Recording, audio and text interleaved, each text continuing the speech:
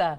New this morning, a Fargo woman is hurt after a crash in Moorhead last night. According to State Patrol, that crash happened shortly after 8 when an SUV and a pickup crashed at the intersection of Highway 75 and 50th Avenue South. A Fargo woman who was driving an SUV suffered non-life-threatening injuries and was taken for treatment. State Patrol says the roads were icy at the time of the crash.